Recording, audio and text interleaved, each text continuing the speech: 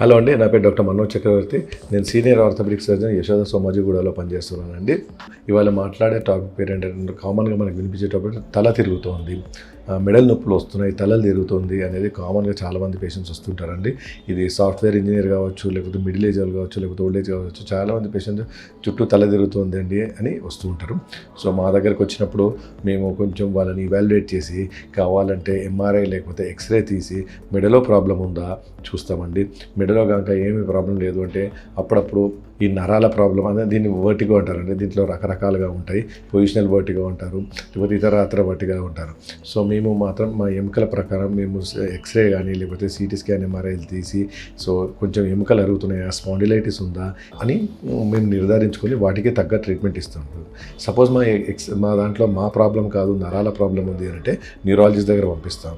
వాళ్ళు కూడా కొన్ని టెస్టులు చేసి బ్లడ్ సర్క్యులేషన్ అంటే మెదడుకు బ్లడ్ సర్క్యులేషన్ అందట్లేదా, లేకపోతే ఏమన్నా మెడ దగ్గర ఏమన్నా రక్త కణాల్లో రక్త ప్రసారంలో ఇబ్బంది ఉందా, దాంతో ఈ తిరగడం ఉందా లేదా వాళ్ళు నిర్ధారిస్తారు. అప్పుడప్పుడు బ్రెయిన్లో ప్రాబ్లమ్స్ ఉంటే కూడా ఈ తల తిరగడం అనేది ఉంటుందండి. సో ఇవన్నీ న్యూరాలజిస్ట్ వాళ్ళు ఇవాల్యుయేట్ చేసి బ్రెయిన్లో ఉందా లేకపోతే మెడలో ఉందా, రక్త ప్రసారంలో ఉందా వాళ్ళు చూస్తారండి. అప్పుడప్పుడు ఈఎన్టీ రిలేటెడ్ ఇష్యూస్తో కూడా ఈ తల తిరగడము, తలనొప్పి రావడము, అంటే చెవిలో కానీ ముక్కులో కానీ ఏమైనా ప్రాబ్లమ్స్ ఉంటే కూడా ఇలాంటివి రావచ్చండి. సో వీటిని కరెక్ట్గా నిర్ధారణ చేసుకోవాలి. ప్లస్ ఇలాంటి పేషెంట్స్ ఏంటంటే మేము చెప్పే అడ్వైజ్ ఏంటంటే డ్రైవింగ్ చేయొద్దండి.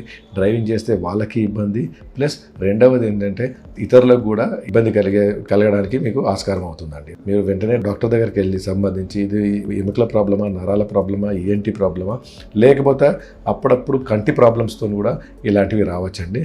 సో మీరు డాక్టర్ దగ్గరికి వస్తే అసలు ప్రాబ్లం ఎక్కడుందో నిర్ధారించి మీకు తగు ట్రీట్మెంట్ ఇస్తారండి.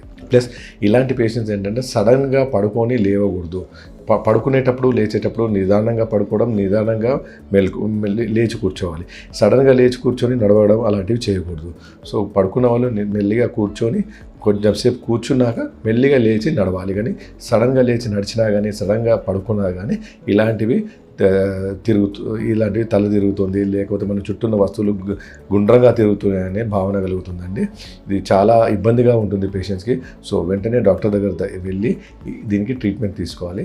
ఇది ట్రీట్మెంట్ తీసుకుంటే ఇమ్మీడియట్లీ తగ్గదండి. అట్లీస్ట్ కొన్ని రోజులు పడుతుంది, ఒక 5 days to 10 days పడుతుంది పూర్తిగా మంచిగా కావడానికి. సో వెంటనే డాక్టర్ దగ్గరికి సంప్రదించాలండి.